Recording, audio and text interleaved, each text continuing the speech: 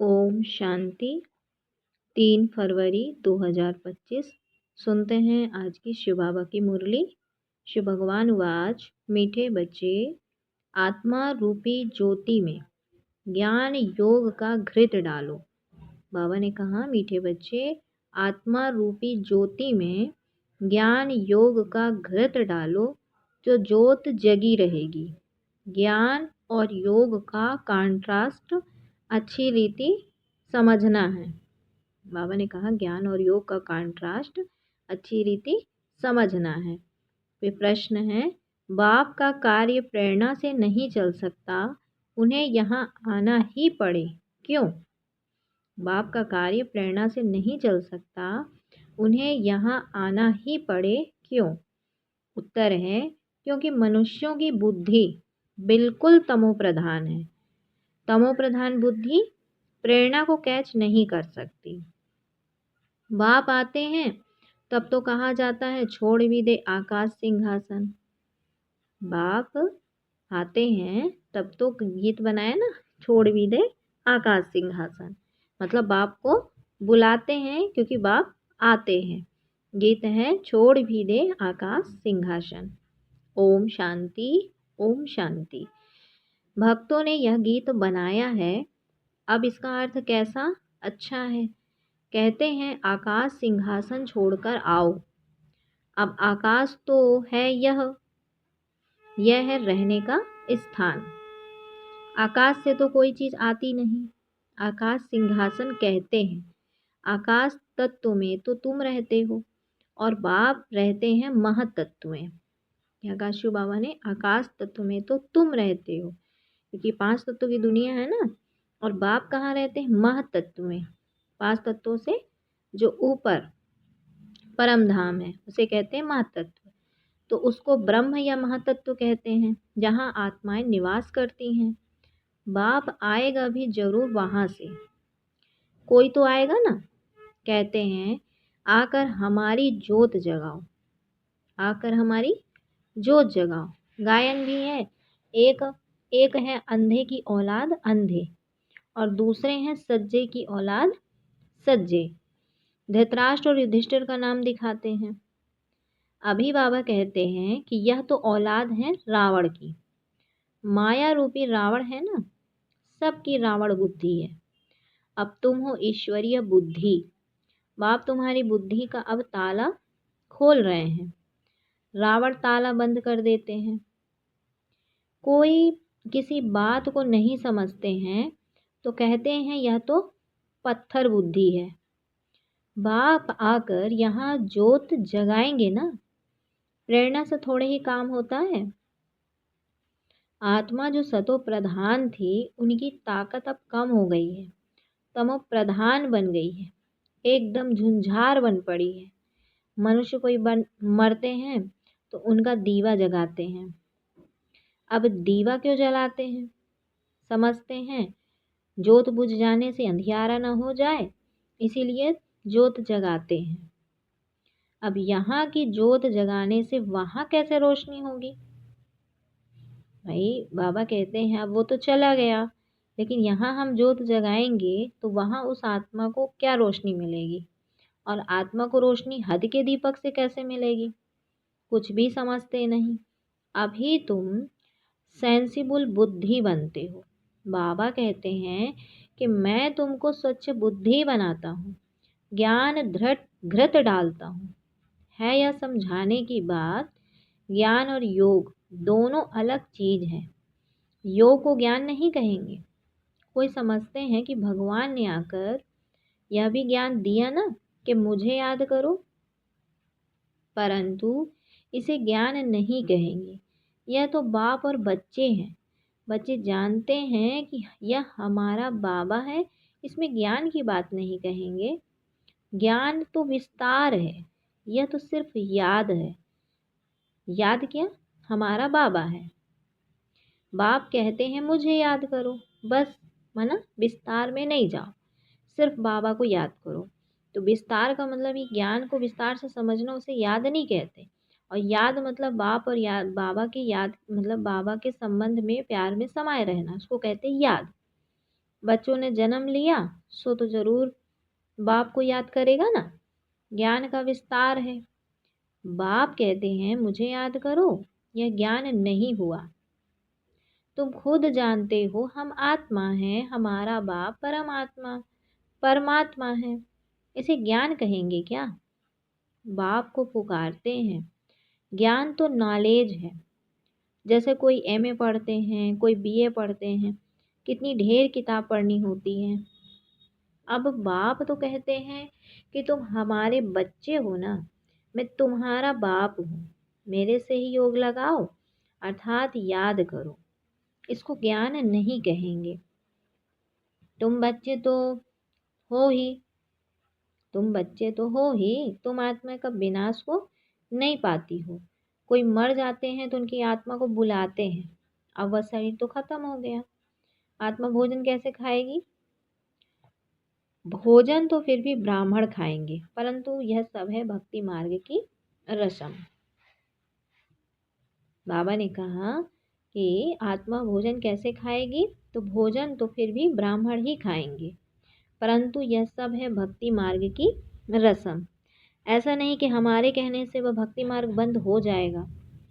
नहीं, बाबा ने कहा कि वह तो चलता ही जाता है, चलता ही आता है। आत्मा तो एक शरीर छोड़ जाए दूसरा लेती है। इसीलिए जिस प्रकार आत्मा एक शरीर छोड़ दूसरा लेती है तो भक्ति भी बंद नहीं होती, वो चलती ही रहेगी। बच्चों को बुद्धि में ज्ञान और योग का कॉन्ट्रास्ट स्पष्ट होना चाहिए। बाप जो कहते हैं कि मुझे याद करो, यह ज्ञान नहीं है। यह तो बाप डायरेक्शन देते हैं कि इनको योग कहा जाता है।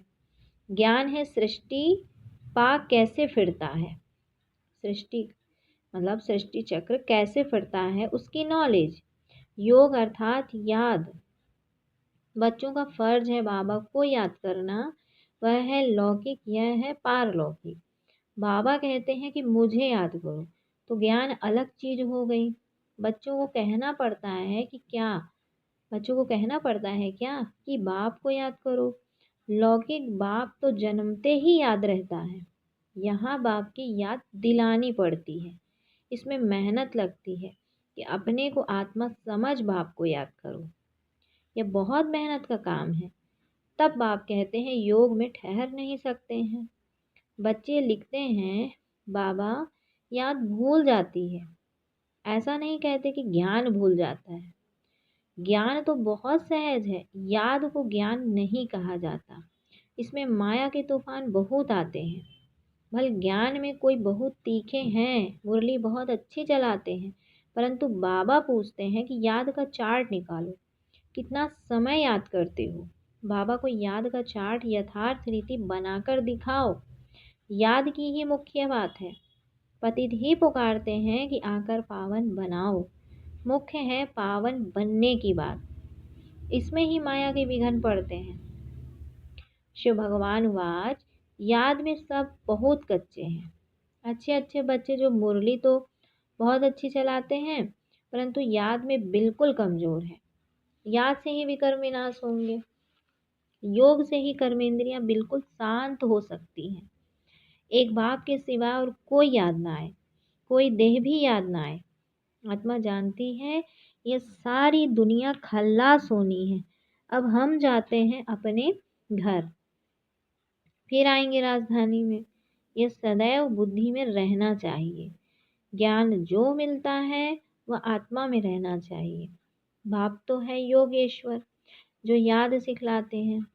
वास्तव में ईश्वर को योगेश्वर नहीं कहेंगे। तुम योगेश्वर हो। ईश्वर बाप कहते हैं मुझे याद करो। ये याद सिखलाने वाला ईश्वर बाप है। वह निराकार बाप शरीर द्वारा सुनाते हैं। बच्चे भी शरीर द्वारा सुनते हैं।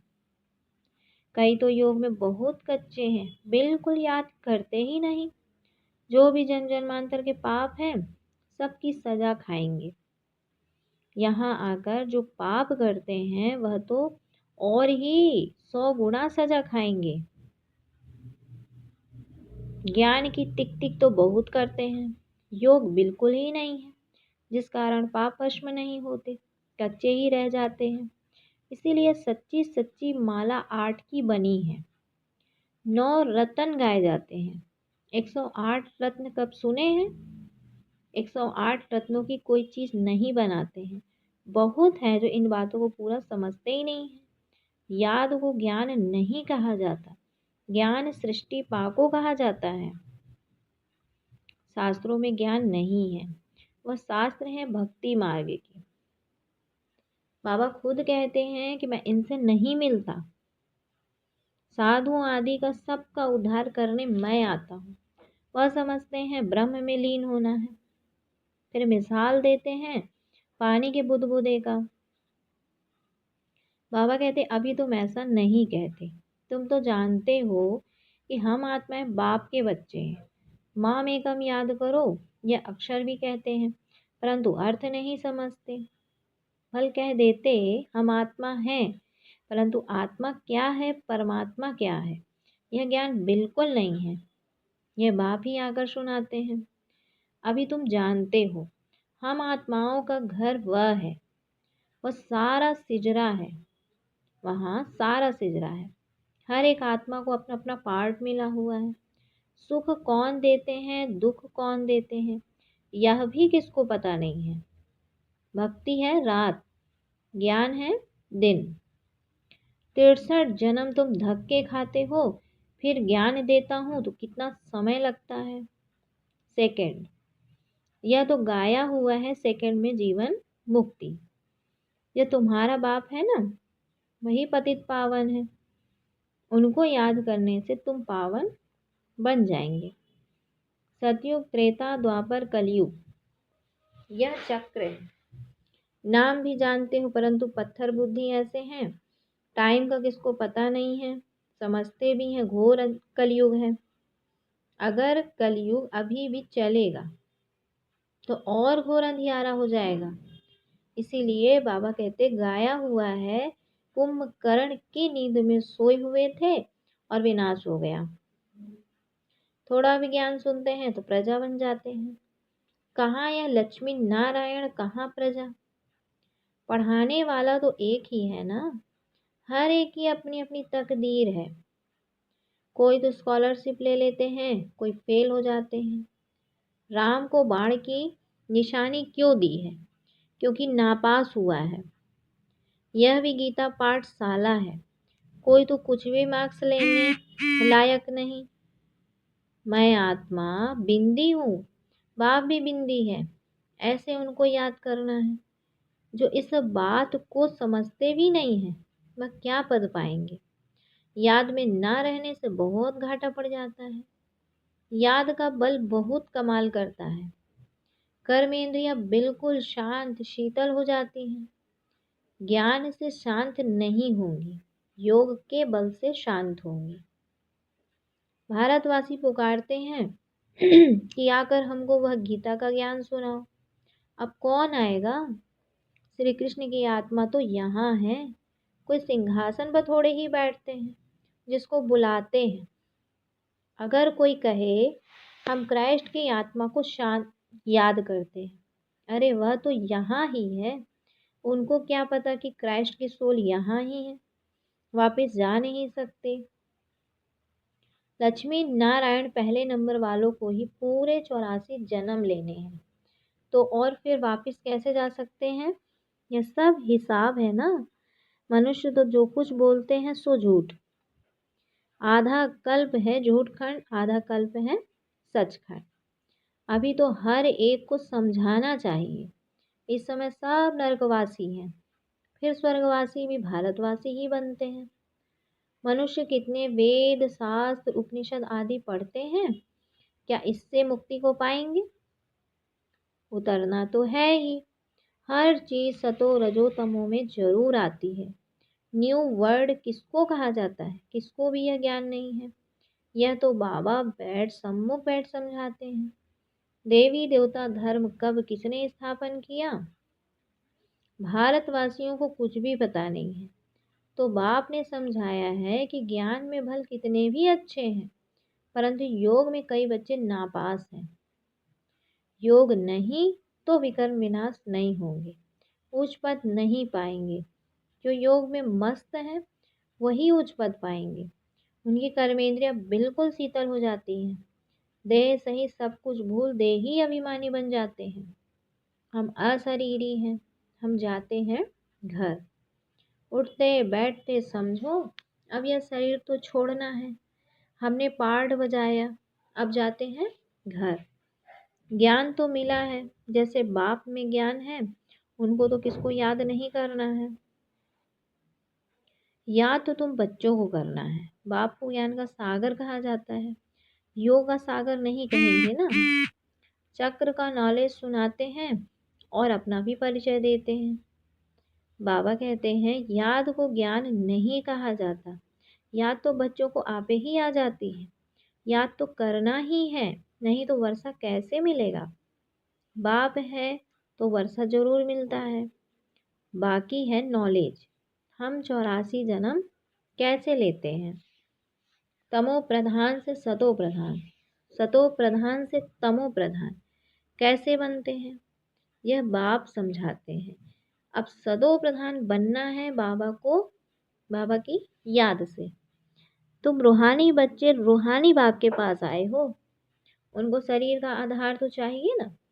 कहते हैं कि मैं बूढ़े तन में प्रवेश करता हूँ, है भी वानप्रस्थ अवस्था।